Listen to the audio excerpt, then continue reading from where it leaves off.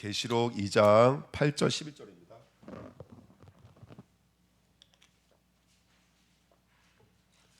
하나야 녹음 눌렀어? 자, 계시록 2장 8절 11절 같이 읽겠습니다. 서머나 교회의 사자에게 편지하라. 처음이며 마지막이요 죽었다가 살아나신 이가 이르시되 내가 내 환난과 궁핍을 알거니와 실상은 내가 부유한 자니라. 자칭 유대인이라 하는 자들의 비방도 알거니와 실상은 유대인이 아니요 사탄의 회당이라. 너는 장차 받을 고난을 두려워하지 말라. 볼지어다 마귀가 장차 너희 가운데서 몇 사람을 옥에 던져 시험을 받게 하리니 너희가 10일 동안 환난을 받으리라. 내가 죽도록 충성하라. 그리하면 내가 생명의 관을 내게 주리라. 귀 있는 자는 성령이 교회들에게 하시는 말씀을 들을지어다. 이기는 자는 둘째 사망의 해를 받지 아니하리라. 아멘.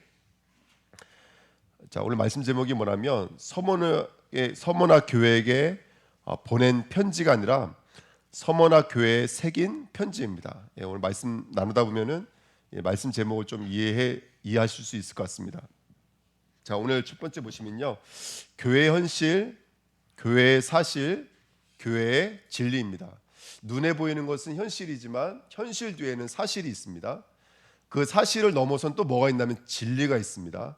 우리 주은혜교회는 현실을 보는 자도 돼야 되지만 사실을 볼 수 있고 진리를 볼 수 있는 하나님의 사람 되시기를 예수님의 이름으로 축원드립니다. 자, 첫 번째는요, 뭐냐면 프린트물 없으신가요? 제가 프린트 해드릴게요. 잠깐만요. 아니, 있으니까.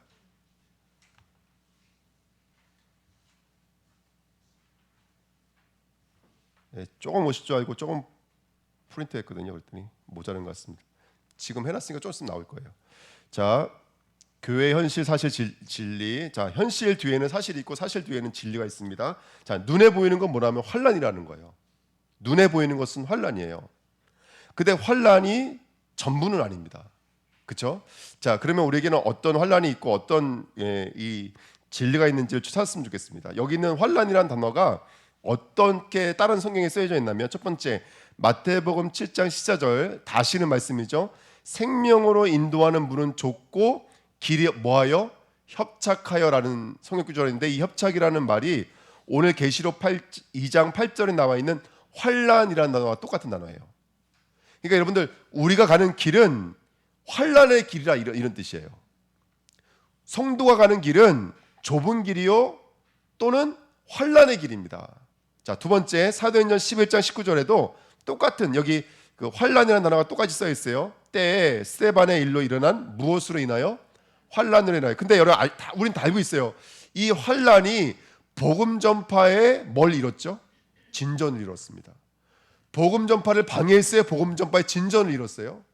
이때부터 유대인에게만 복음을 전파하던 것이 이제는 헬라인을 중심으로 해서 전 세계로 흩어져가는 이방인 복음화의 문이 되어버렸습니다. 스데반의 환난. 그러니까 환난이라는 단어를 우리가 성경을 통해 좀 자세히 들여다보면은 환난은 절대로 환난으로 멈추지 않습니다.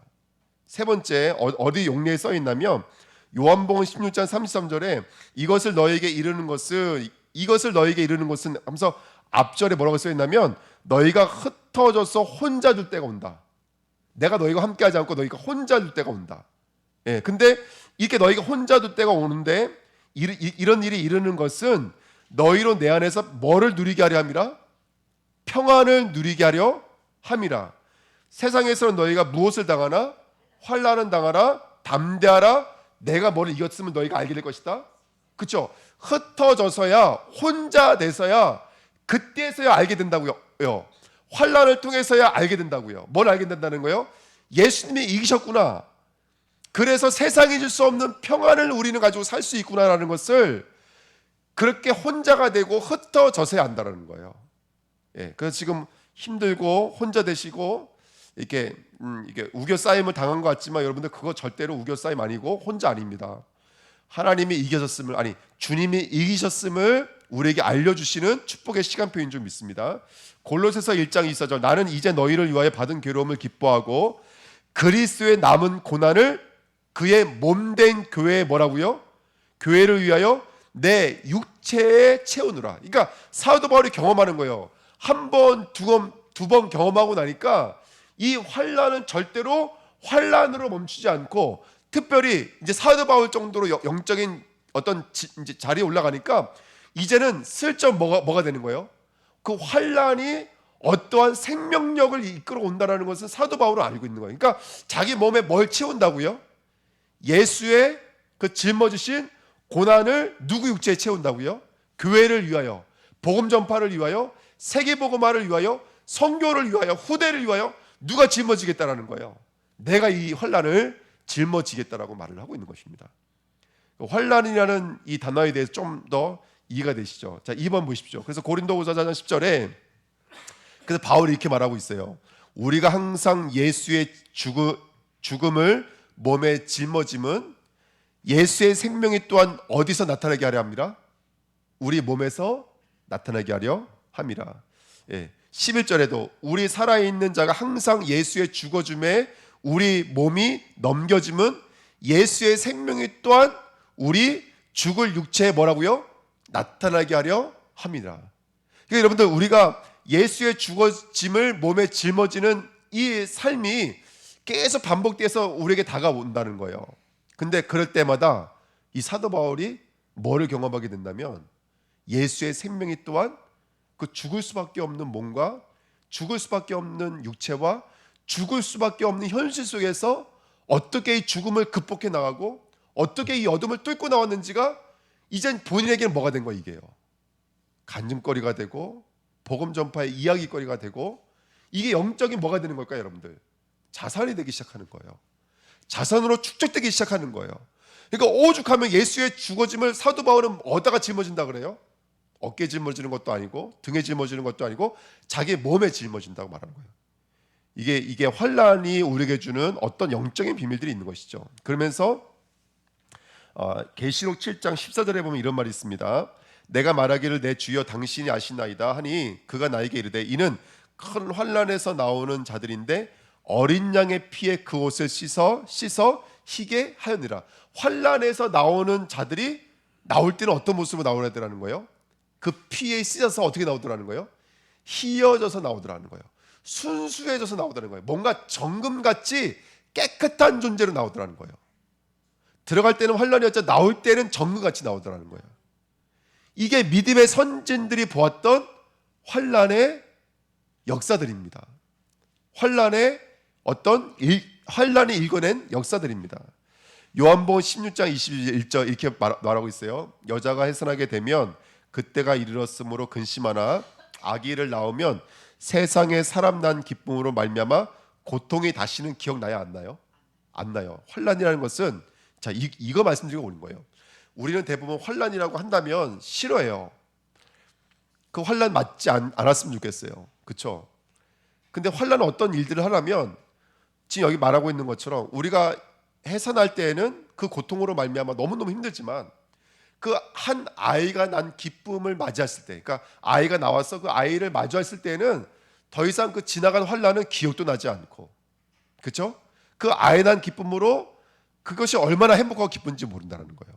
근데 이 말 속에는 어떤 비밀이 있냐면 지금까지 이제 환난에 대한 이야기들을 용례를 쭉 우리가 읽어봤지만 우리 성도가 예수를 믿고 우리 안에 말씀의 씨앗이 들어오잖아요. 생명이 들어오잖아요. 그러면 그 생명이 들어와서 싹이 나고 싹이 자라서 꽃을 피고 열매를 맺고 재생산의 역사가 일어날 때 항상 성도들의 삶 속에는 어떤 모습으로 그게 감지가 되냐면 그게 바로 고난의 모습으로 감지가 되더라는 거예요. 그렇지 않습니까, 여러분들? 저와 여러분들이 싹에 대해서 나오려면 어둠을 뚫고 나와야 되잖아요. 그렇죠? 또 우리가 영적으로 무장되고 훈련되려면 항상 뭔가는 훈련이 있어야 되고 뭔가는 연단이 있어야 되고 뭔가는 인내가 필요한 과정이 필요해 안 필요해요? 필요해요. 그것이 뭘로 감지가 되냐면 바로 고난이라고 하는 환난이라고 하는 그것으로 감지가 되더라는 거예요. 그러니까 지금 아까도 뭐 제가 잘못 들었는지 모르지만 들어오시면서 아이고 뭐 아픈 분들도 많고 문제도 많네 뭐 이런 얘기 제가 들었거든요.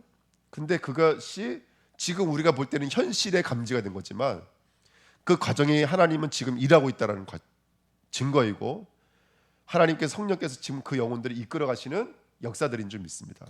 그러니까 여기 있는 환난은 그냥 아프다, 뭐 눈물, 가까이 하고 싶지 않은 거 이런 환난이 아니라 그 용례를 찾아보면은 성경에서는 우리 성도의 신앙생활을 떼어놓을 수 없는 너무나 중요한 여정이고 과정이라는 것이죠.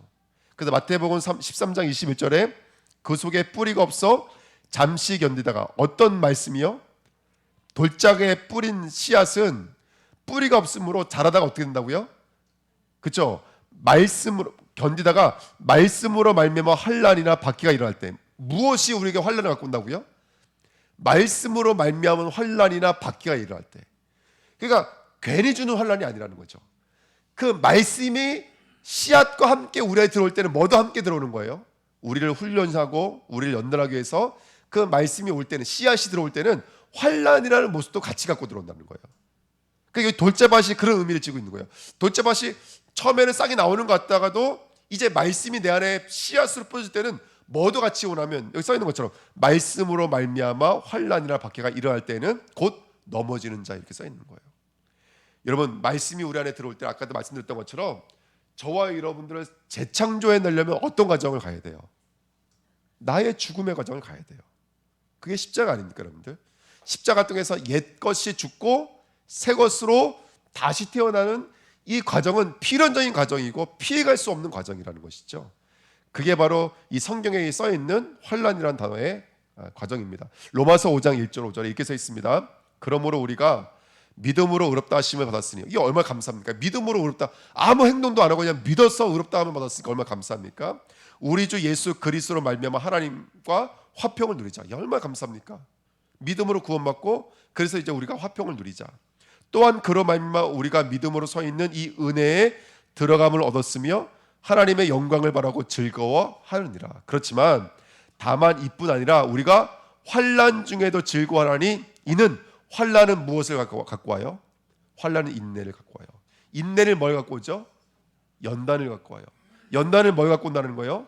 소망을 이룬다고 그래요. 이 환난, 인내, 연단, 소망은 믿는 자의 필연적 여정입니다.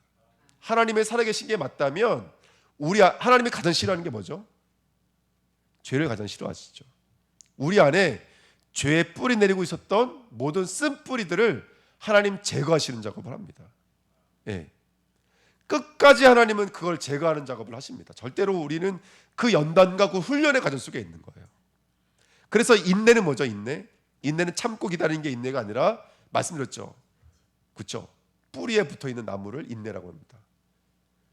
그래서 환난은 우리로 하여금 어디에 붙어있게끔 만들어요? 그리스도께 붙어있게끔 만든다고요. 그 다음에 오는 여정이 뭐죠? 연단은 뭐죠? 금이 가장 비싸려면 부피가 커야 되는 게 아니에요. 금이 가장 비싸려면 순수해져야 돼요. 그래서 예수를 믿으면 환난은 인내를, 인내는 연단은 소망을,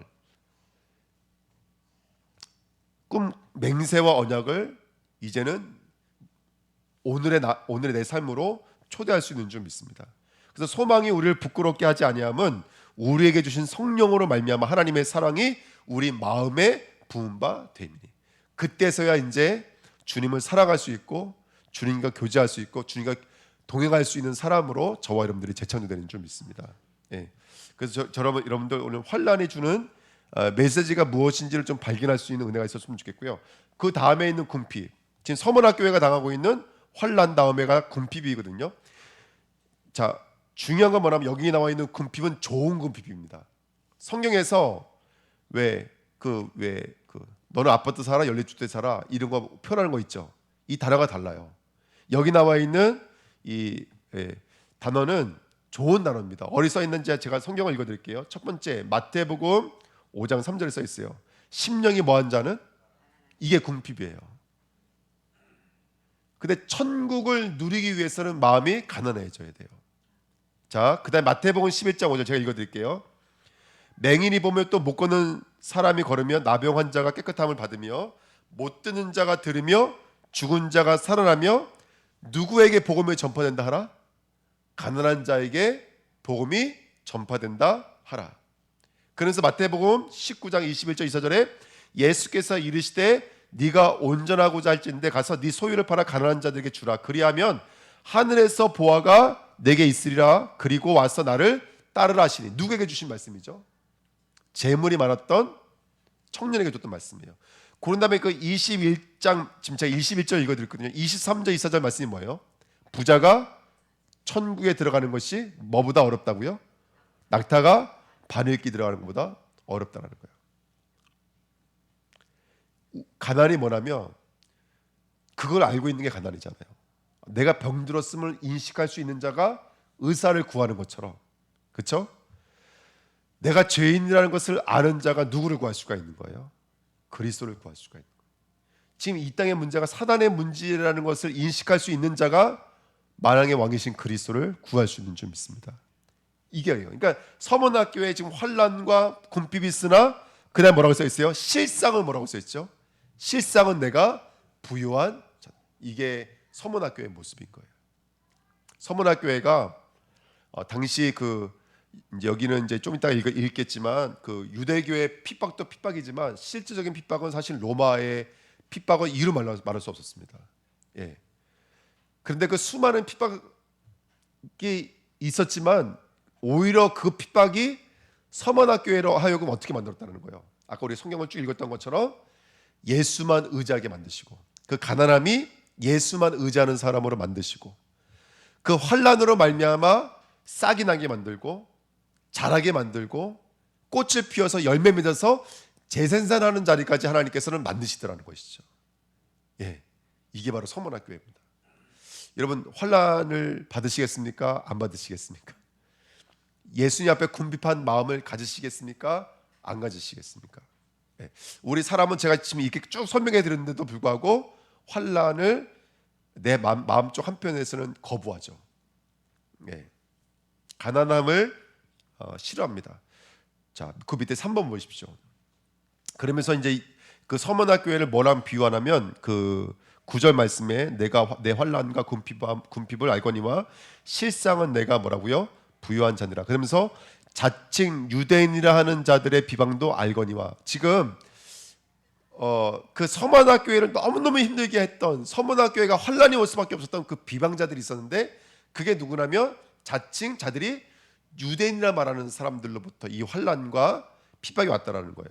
그러면 여기서 말하고 있는 이 유대인들은 어떤 모습을 말하고 싶은 걸까요? 지금 이 자칭 이 유대인이라고 하는 사람들은 간단히 말하면 아까 환난과 그다음에 뭐죠? 궁핍의 반대편에 서 있는 사람들이에요. 그러니까 유대인들의 특징이 뭐냐면 유대인은 내가 율법을 행해서 나의 의로 구원받을 수 있는 실력이 있다라고 믿는 사람이 유대인이에요. 그러니까 유대인들은 뭐가 없을까요? 유대인들은 가난함이 없어요. 왜? 나는 뭐가 있기 때문에 그래요? 의가 있어요. 나는 하나님도 만날 수 있고 나는 구원받을 수 있는 율법을 행할 수 있는 의가 있어요. 그래서 유대인은 가난함이 없어요. 유대인은 스스로 부유한 자예요. 행할 수도 있죠. 베풀 수도 있죠. 이런 능력이 있는 사람이기 때문에 유대인은 능력자예요. 거기다가 유대인은 또 어떤 사람이었냐면 이 사람은 또 뭐가 없죠? 환난이라는 여정이 없어요.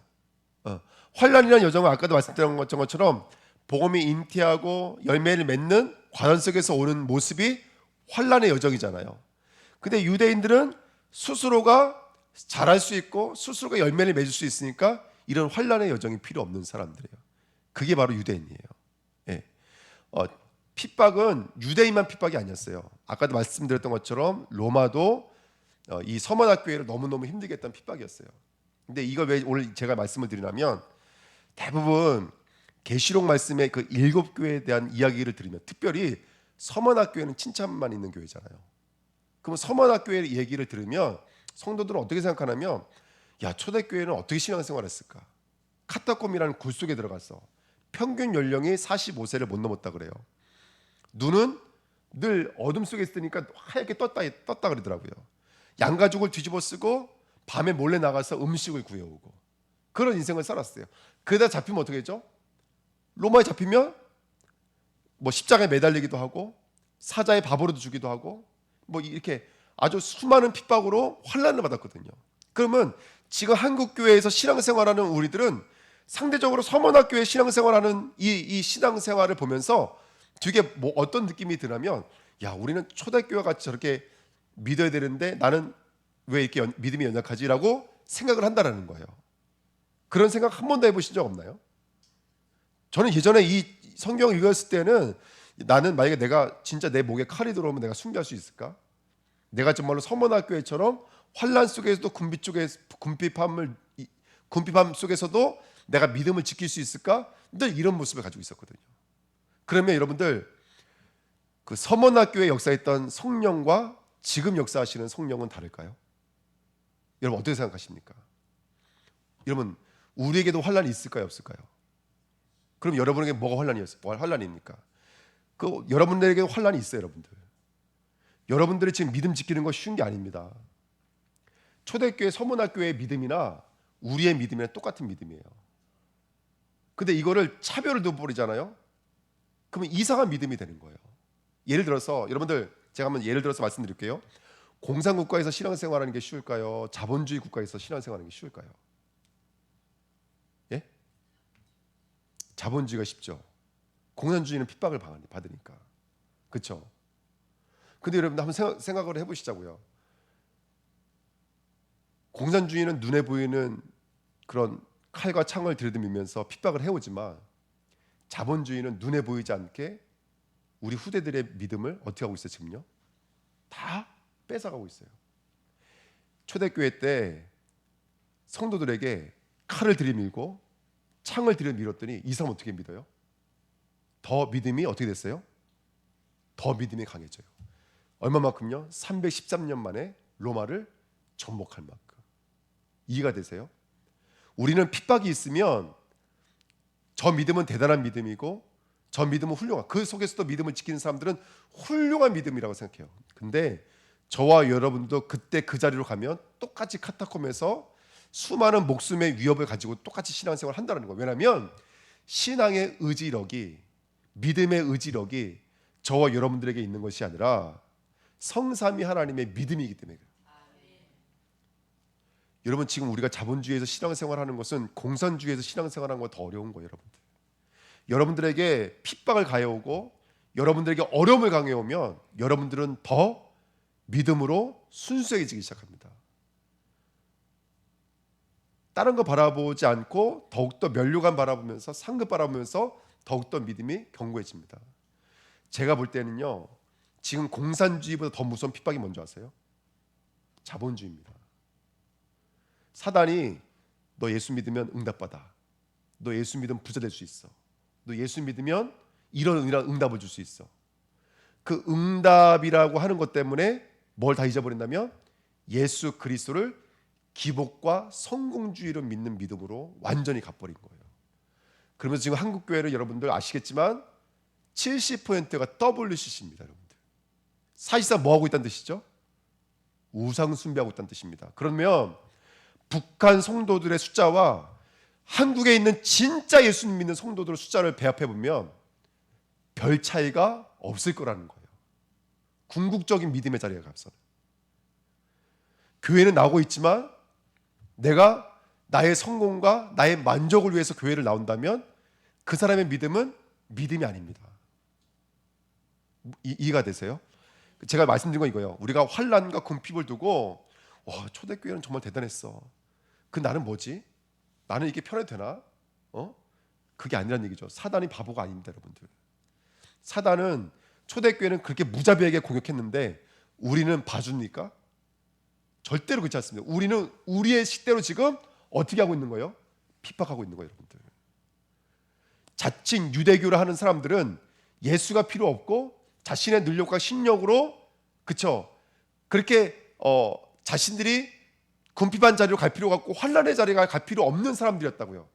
지금 이 자칭 유대인이라 하는 사람들이 지금 한국 교회 혹시라도 신앙의 모습으로 이걸 신앙이라고 말할 수도 있고 이걸 믿음이라는 모습으로 갖고 있고 그렇게 우리를 영적으로 핍박하고 있는데 우리는 그게 핍박인지도 느끼지도 못하고 있고 그게 궁핍함인지도 느끼지 못한 채 신앙생활을 하고 있는지도 모릅니다. 제가 볼 때는 초대교회에게 그렇게 칼과 창으로 공격해왔던 사단의 모습보다 자본주의를 역사하고 있는 사단의 핍박은 더 무섭습니다, 여러분. 정말입니다. 이거 잘못하면 예수는 말하고 있지만, 그리스도는 말하고 있지만 성경에서 말하는 그 예수를 안 믿을 수도 있습니다. 그 복음을 안 믿을 수도 있습니다. 굉장히 큰 문제입니다, 여러분. 저는요, 이 말씀을 이제 준비하면서 궁극적인 믿음으로 들어가고 절대적인 믿음 앞에 들어가면 그때 역사했던 사단과 지금 역사했던 사단과 그때 역사했던 성령과 지금 역사했던 성령은 다르지가 않습니다. 이런 시대에 우리가 믿음을 지키고 우리가 수요일도 예배 나와서 주님 앞에 무릎 꿇을 수 있는 것이 은혜고요, 여러분들.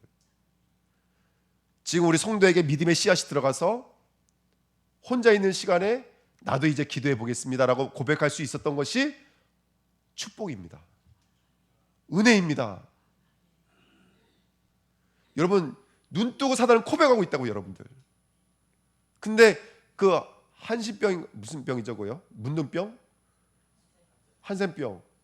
코가 베어져도 느끼지 못하고, 입이 돌아가도 느끼지 못하고 있는, 혹시 그런 신앙은 아닌지, 진짜 사단이 우리에게 핍박해 오는 건 아닌지 우리가 영적인 눈을 열어야 됩니다.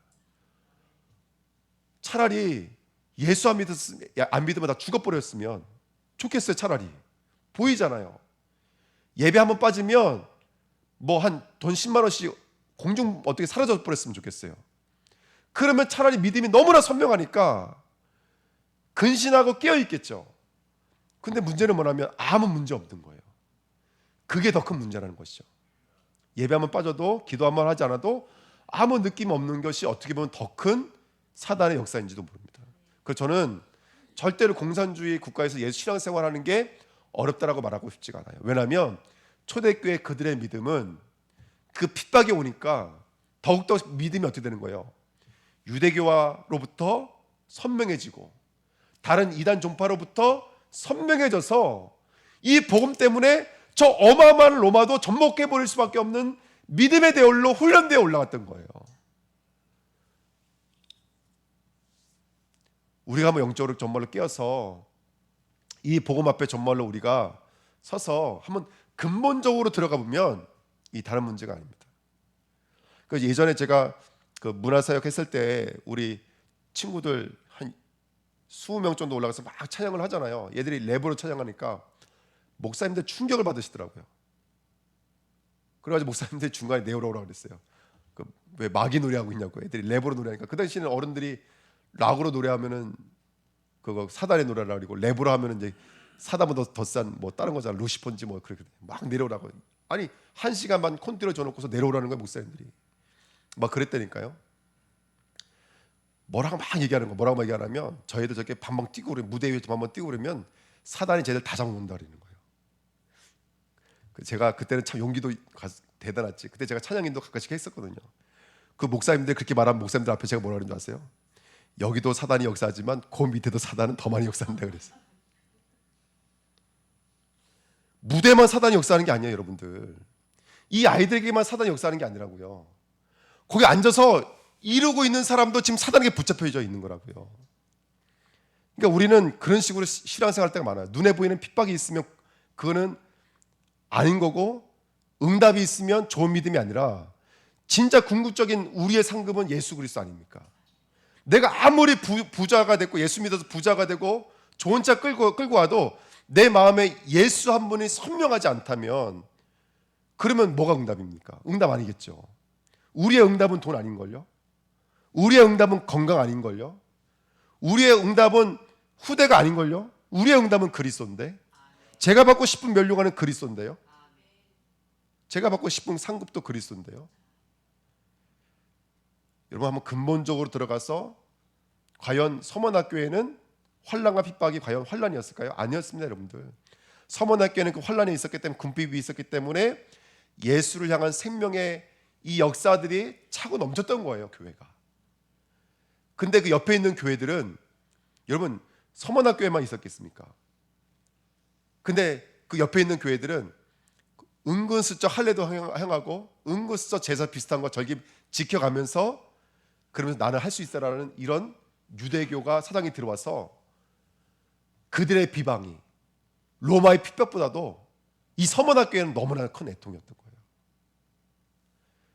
여러분 정말로 우리가 한번 오늘 이 서문학교의 말씀을 가지고 한번 우리가 영적으로 우리 자신들을 점검해보고 이 시대를 들여다보면서 우리의 믿음이 어떠해야 되는지를 분별할 수 있는 교회가 되시기를 예수님의 이름으로 부탁드립니다. 여러분 또 이 비방자가 바깥에 있는 게 아니라 사실 우리 안에 있습니다. 우리 안에. 그렇죠? 그래서 물질이 안주하게 만들고 이 땅 가운데 안주하게 만드는 비방자가 저 바깥에 있는 게 아니라, 여러분 신천지가 여러분들 와서 공격한 적 있나요? 한 번도 없을걸요. 진짜 나를 비방하고 있는 것은 내 안에 있습니다. 내 안에 있는 사단의 회가 사실 나를 비방하고 있는지도 모릅니다. 그래서 우리 안에 영적인 분별력 가지고 지금 나를 공격하는 건 공산당이 아니고 이슬람이 아니고 불신자들이 아닙니다. 진짜 나를 핍박하고 환난을 갖다 주는 것은 어떻게 보면은 내 안에 있는 나인지도 모릅니다. 우리 영적인 분별력을 가지고 저와 여러분들 우리 주은혜교회는 실상의 부요한 자가 되시기를 예수님의 이름으로 축원드립니다. 자, 그러기 위해서 우리가 어떤 여정을 해야 되냐면 2번입니다. 복음을 새기는 시간표인데요. 편지하라 그랬죠. 자, 어디에다 편지하라 한다면 지금 예수님께서 요한보고 지금 내가 말하는 거 가지고 서문학교에 편지하라, 에베소교에 편지하라 이렇게 말하고 있는 거예요. 자, 누구에게 편지하라 하면 서문학교의 사자에게. 이 사자는 목사가 아니라 저와 여러분을 말하는 겁니다. 사자는 누구냐? 보냄을 받은 자 또는 불러냄을 받아서 나온 자 이런 뜻이에요. 그러면 누구냐? 예수 그리스도로 말미암아 부름 받아서 죄와 사단에게서 나온 저와 여러분, 에클레시아 교회, 그것이 바로 서문학교의 사자들인 줄 믿습니다. 우리 주은혜교회 사자들이에요. 근데 그들에게 뭐하라? 편지하라 그랬는데 이 편지하라는 말이 단순하게 뭐 글을 써서 보내라 이런 뜻이 아니라 새기다라는 뜻이 있습니다. 새기다. 그러면 이 말은 단순하게 서문학교에게 편지를 해서 보내라 이 말도 되겠지만 이 편지가 누구의 마음에 새겨지도록, 그들 심령과 마음에 새겨지도록 하라 이렇게 쓰고 있는 것이죠. 그러면 이건 요한에게 또 다른 미션이고 또 다른 사명인 거예요.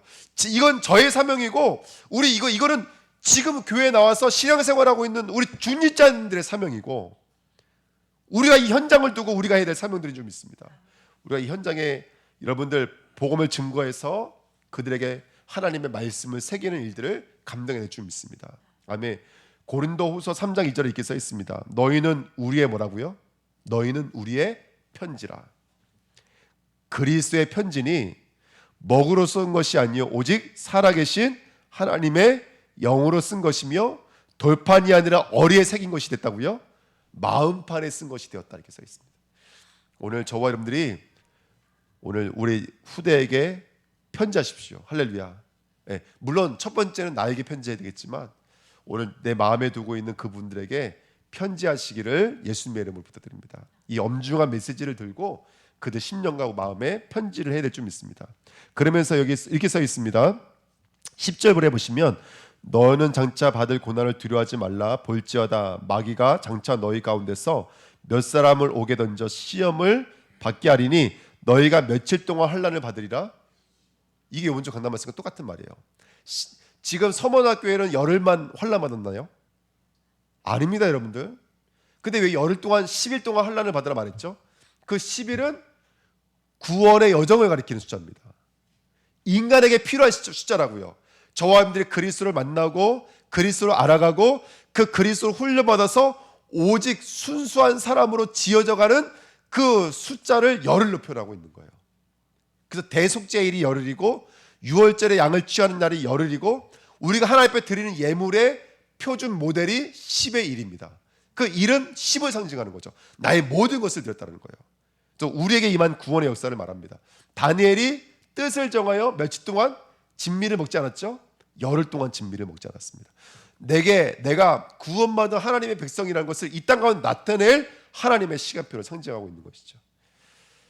저와 여러분들에게는 바로 복음의 시간표, 구원의 시간표, 말씀을 새기고 복음의 뿌리 내리며 이 복음이 증거되어지는 뭐가 필요하죠? 시간이 필요한 줄 믿습니다. 다시 한번요, 여러분들 맹세의 시간표입니다. 여러분들 정확한 언약을 붙잡으셔야 돼요. 십자가를 붙잡으셔야 돼요. 할렐루야. 여러분 우리 주은혜교회는 십자가를 정확하게 붙잡으셔야 돼요. 제가 어떤 청년 만나서 물어봤어요. 죄가 뭐냐 그랬더니 이 청년이 그렇게 말을 하더라고요. 예수를 안 믿는 게 죄예요. 이렇게 말하더라고요. 깜짝 놀랐다니까요. 그러니까 너 누가 이거 가르쳐줬냐 했더니 맨날 우리 엄마가 그랬네요. 너 예수 안 믿는 게 죄라고. 예수 안 믿는 게 죄라고. 그래서 제가 오늘 많이 도전을 받고 왔는데, 여러분 죄가 뭔지를 정확하게 알아야지만 십자가가 이해가 되고, 십자가가 정확히 이해되어야지만이 우리에 대한 구원의 확신한 이 응답을 가지고 살아갈 수가 있는 거예요. 예. 제가 이제 우리 선교사님 지금 그 집중 훈련 중이라 제가 시간만 나면 거기 가서 지금 메시지 듣고 있거든요. 우리 선교사님 그동안 여기 앉아 계시면서 저한테 속상한 것이 많으셨었나 본지 그 앉아 있으면 저를 계속 까십니다. 저를. 이스라엘 목사 틀린 설교.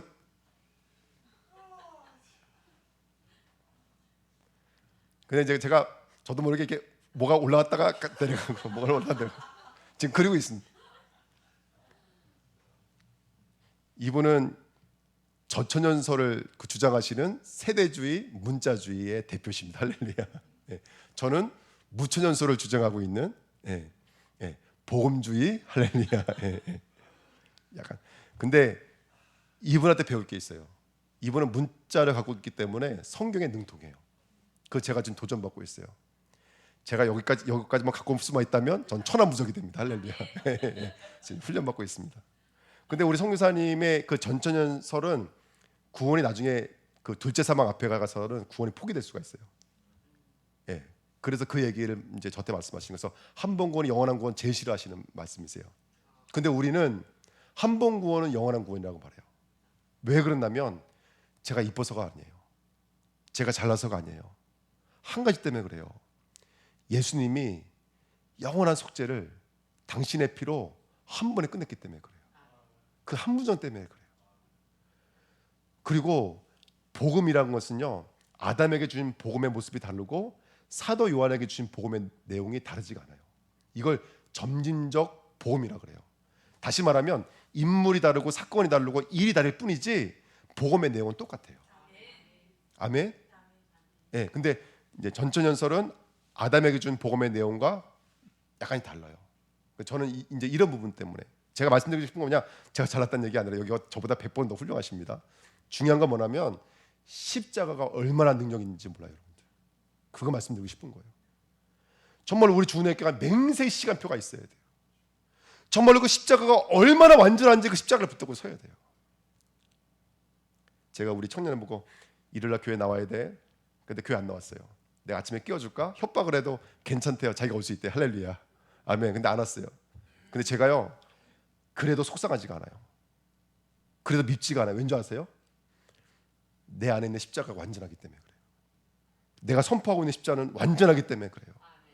그러니까 기대가 되는 거예요. 소망이 되는 거예요. 왜? 이 십자가가 저 친구를 어떻게 이끌어갈 것인지에 대한 그 기대감을 이루 말할 수가 없는 거예요.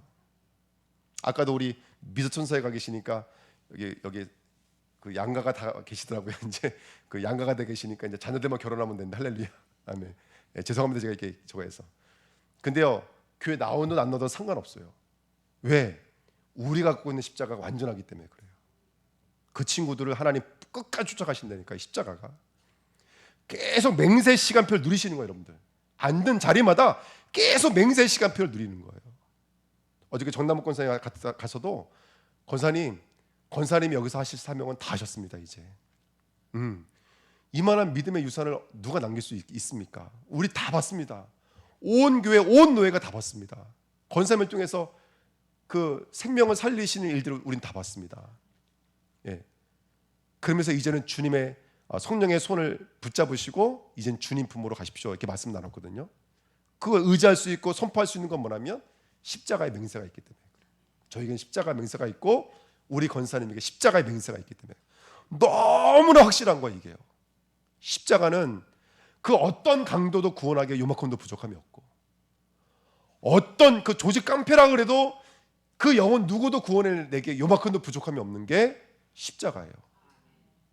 저는 십자가가 과거, 현재, 미래 모든 문제를 완전히 끝냈다라고 확실히 믿습니다. 다 이루었다. 그것이 완료됐다고 저는 확실히 믿고 있어요. 그래서 저와 여러분들에게는 둘째 사망해가 이미 끝났습니다. 여러분들. 아멘.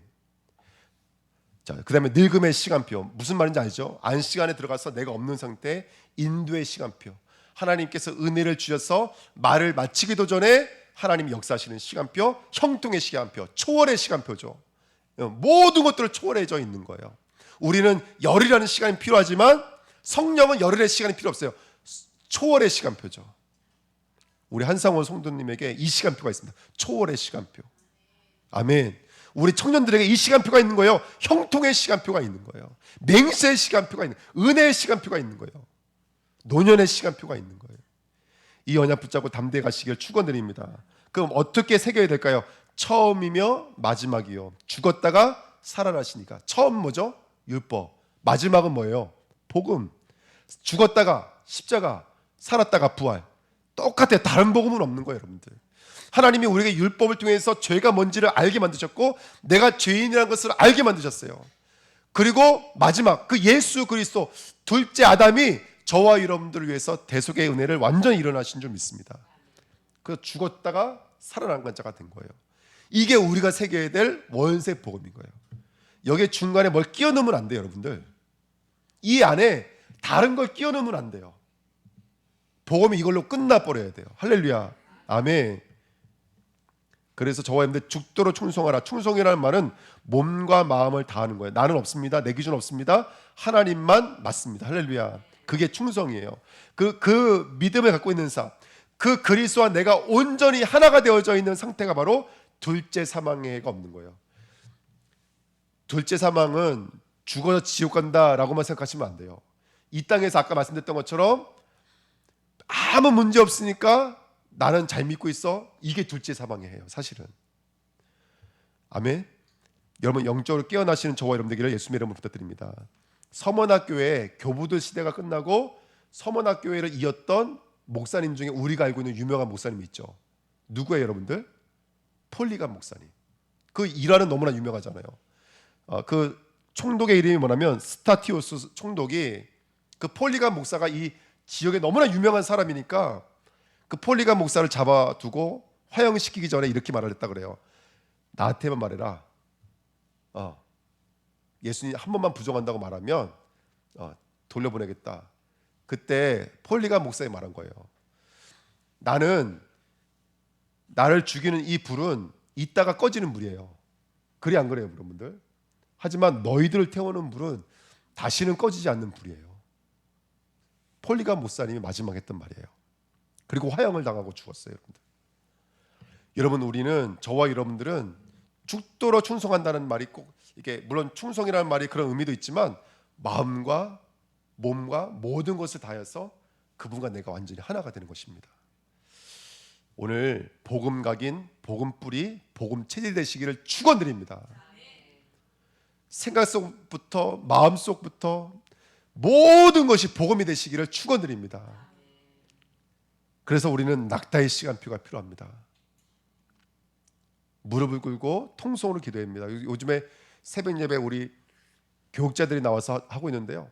너무너무 은혜돼요. 우리도 교육자님들 막 열성적으로 기도해 주셔서 저는요 많이는 안 나와도 어쨌든 이게 막 뜨겁게 기도하니까 너무너무 힘이 나더라고요. 여러분 무릎의 시간을 가지시길 축원드립니다. 아멘. 그 다음에 네 번째 이삭이에요. 묵상의 시간표입니다. 저한테 묵상하고 있으면 우리 후대 성령께서 지키시고 인도하실 줄 믿습니다. 아멘. 여러분 묵상하십시오. 지금 잃어버린 우리 지체들 묵상하십시오. 그런 은혜 누리시기를 축원드립니다. 그래서 이기는 자는 뭐라고 써 있냐면 둘째 사망의 해를 받지 아니하니라 이렇게 성경에 써 있습니다. 여러분 저와 여러분들은 성령 충만입니다. 그래서 이길 수밖에 없는 줄 믿습니다. 내가 이 말씀을 가지고 나를 따르려거든 자기 십자가를 지고 나를 따를 것이냐 그러셨거든요. 여러분 정말로 내가 평안과 고요를 누릴 수 있는 비법은 뭐냐면 나를 놔둘 수 있었기 때문이에요. 그렇죠? 진정한 고요와 평안은 나를 놔줄 수 있었기 때문에 그래요. 근데 명상과 묵상은 다른 것은 뭐냐면 말씀을 묵상할 때야 비로소 나를 놔줄 수 있어요.